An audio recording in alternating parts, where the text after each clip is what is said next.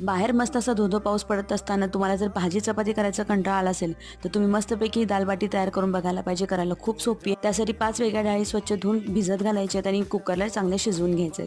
बाटी तयार करण्यासाठी 2 वाटी गव्हाचं पीठ घेतलेलं आहे, पाव वाटी रवा घेतला, सोबतच घ्यायचे 3 मोठे चमचे तूप, ओवा, जिरे, मीठ आणि थोडासा सोडा.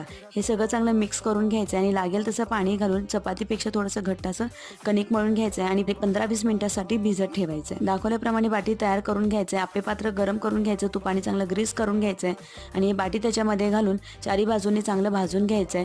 आधीमध्ये तूप घालायचं जेणेकरून बाटी छान अशी खुसखुशीत होते. दाल फोडणी टाकण्यासाठी तूप गरम करून घ्यायचं, त्याच्यामध्ये थोडेसे खडे मसाले, मिरची, जिरे, मोहरी घालायचं, सोबतच घालायचं बारीक चिरलेला कांदा, कढीपत्ता, टोमॅटो, आलं, लसूण आणि हे सगळं छान परतून घ्यायचं आहे. बाकीचे सगळे नमूद केलेले मसाले घालायचे, सगळे चांगलं परतून घ्यायचं आणि त्याच्यामध्ये मग घोटलेली डाळ घालायचं, लागेल तसं पाणी घालून कन्सिस्टन्सी ॲडजस्ट करायची. सोबतच